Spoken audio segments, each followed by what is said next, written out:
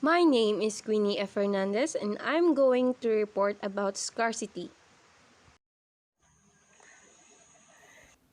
Scarcity. Scarcity is when the means to fulfill ends are limited and costly. Scarcity means imbalance. So sa pagkakaroon natin ng unlimited ones, nagkakaroon tayo ng shortage of goods and services. That's why nag-i-scarce ang ating resources and nagiging poor ang ating country because we have limited resources. Are the factors used in producing goods or providing services. In other words, they are the inputs and that are used to create things or help you provide services.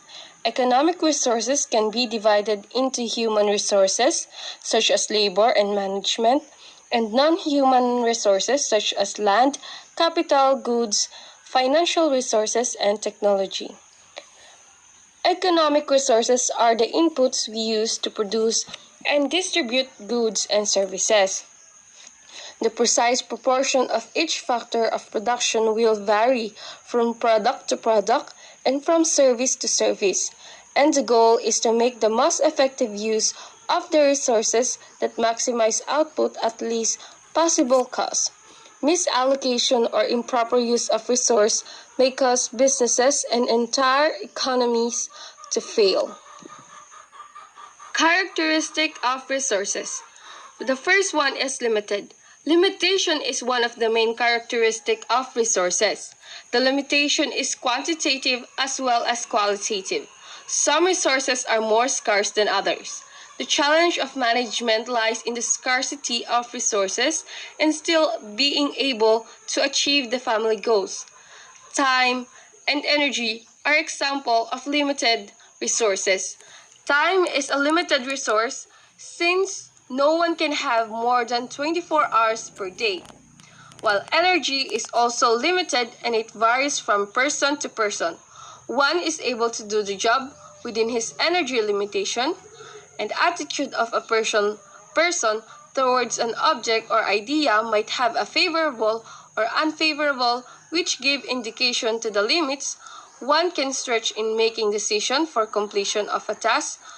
And also, money, which is an important resources, is also quantitatively limited compared to other resources. The next is resources have alternative uses. All resources have alternative uses. For example, energy as a resource. It can be used for doing household activities and some other outside the home. Money has alternative uses as it has the purchasing power.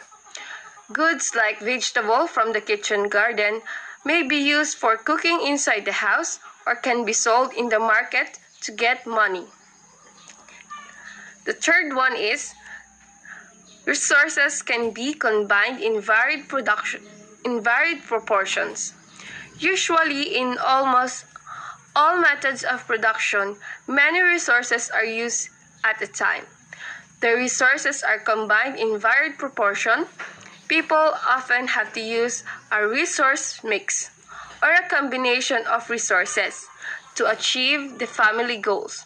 For interior decoration, money, time, energy, knowledge, skills, and other resources are combined together to purchase furniture and furnishing. The next is, or the last one is, renewable and non-renewable. Renewable resources are almost all elements of nature which can renew themselves. For example, sunlight, wind, water, forest, and likewise. Non-renewable resources are limited in their quantity, like fossils, fuels, and minerals.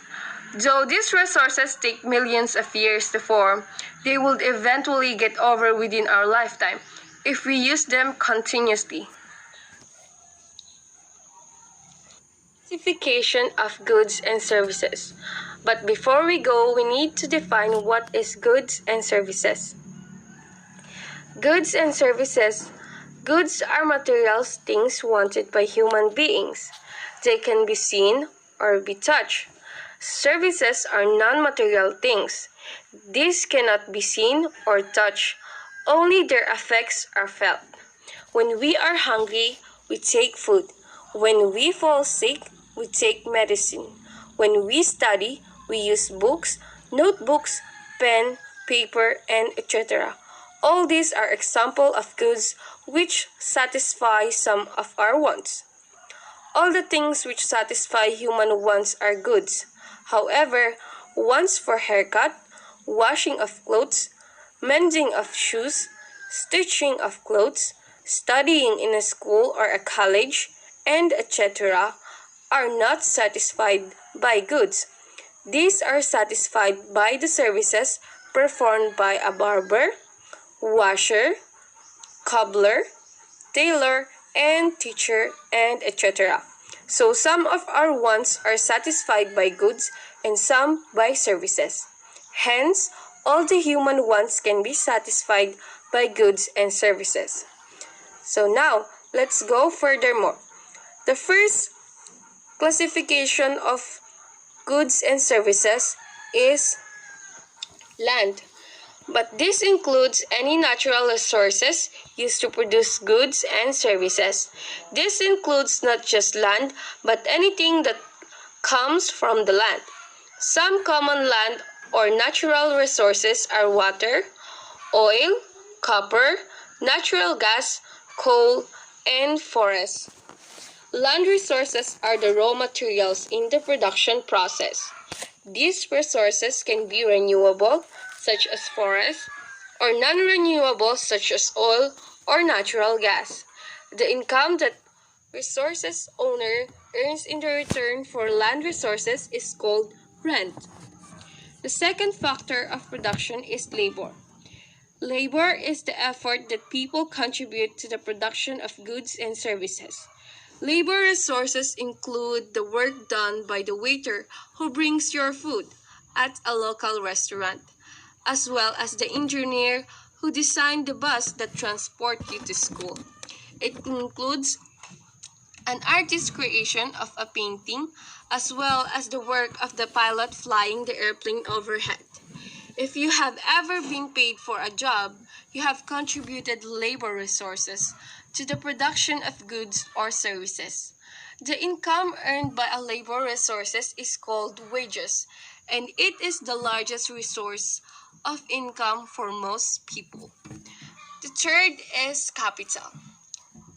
Capital is the machinery, tools, and building human are used to produce goods and services.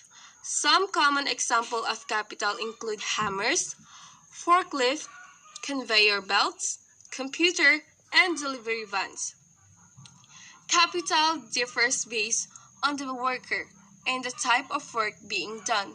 For example, a doctor may use a stethoscope and an examination room to provide medical services.